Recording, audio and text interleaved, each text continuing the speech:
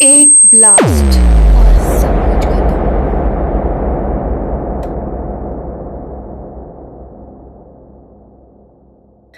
ये है nuclear weapons, दुनिया के सबसे पावरफुल और डिस्ट्रक्टिव वेपन्स, जिनकी पावर सिर्फ सिटीज नहीं बल्कि पूरी सिविलाइजेशन को इम्पैक्ट कर सकती है।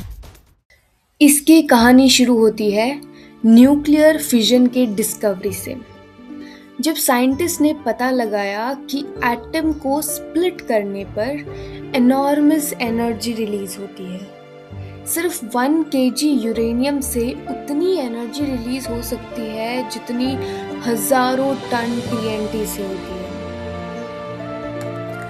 इसी डिस्कवरी ने जन्म दिया एक सीक्रेट प्रोग्राम को, मैनहट्टन प्रोजेक्ट, जिसमें 1,30,000 से ज्यादा लोग काम कर रहे थे और इसका कॉस्ट आज के हिसाब से बिलियंस ऑफ डॉलर्स था।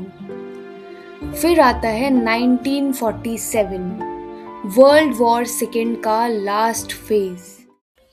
6 अगस्त, हिरोशिमा, लिटिल बॉय नाम का एटॉमिक बॉम्ब और कुछ ही सेकंड्स में पूरा शहर तबाह। टेम्परेचर ब्लास्ट के सेंटर पर 3,000 से 4,000 डिग्री सेल्सियस तक पहुंच गया। सेम 9 अगस्त, नागासाकी, फैट मैन और फिर वही डिस्ट्रक्शन। टोटल मिलाकर 2 लाख से ज्यादा लोग डायरेक्टली और इनडायरेक्टली मरे और जो बचे उन्हें रेडिएशन के इफेक्ट्स ने सालों तक सफर कराया। रेडिएशन एक्सपोजर से कैंसर रिस्क कई गुना बढ़ जाता है। यह पहली और आखिरी बार था जब न्यूक्लियर वेपन्स वॉर में यूज हुए।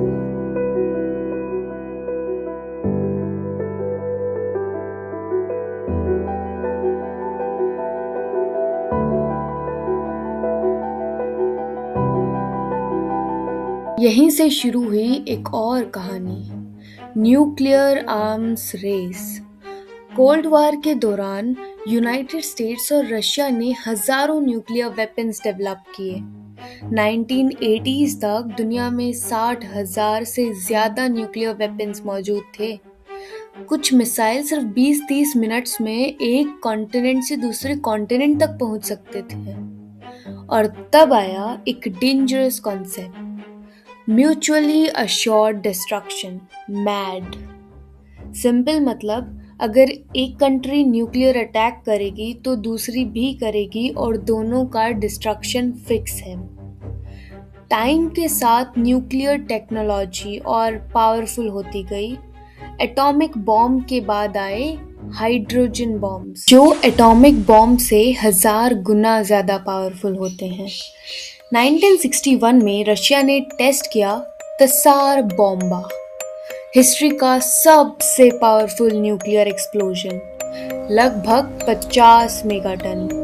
शॉकवेव ने पूरी दुनिया को मल्टीपल टाइम्स ट्रेवल किया था।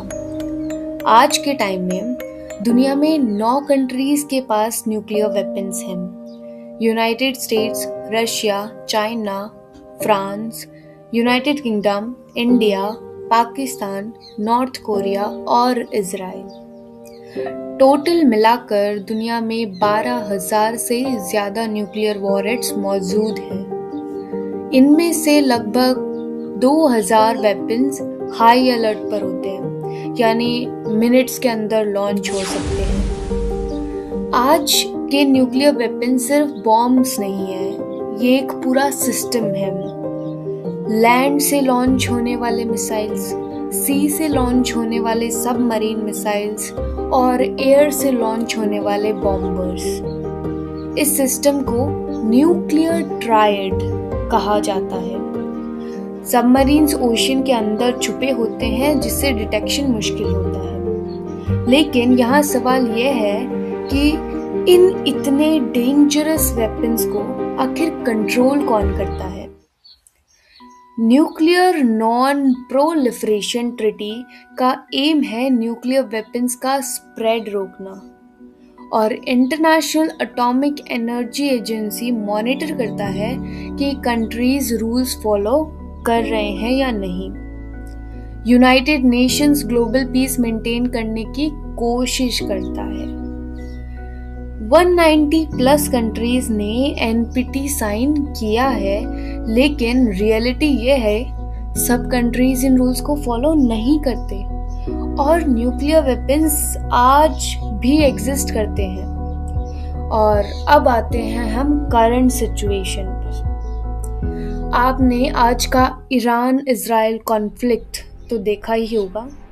सिर्फ एक नॉर्मल वॉर नहीं है ये, बल्कि एक न्यूक्लियर टेंशन है।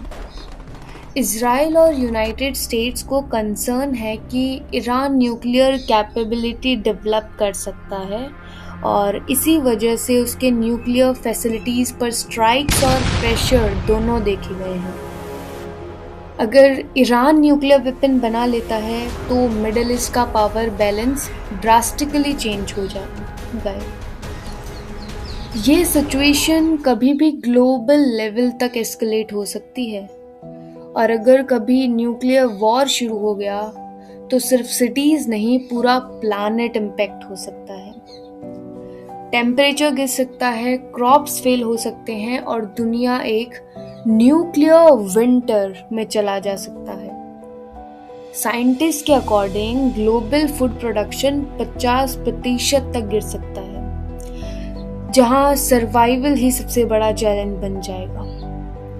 न्यूक्लियर वेपन सिर्फ पावर नहीं, ये एक ऐसा थ्रेट है जो पूरी इंसानियत का फ्यूचर डिसाइड कर सकता है।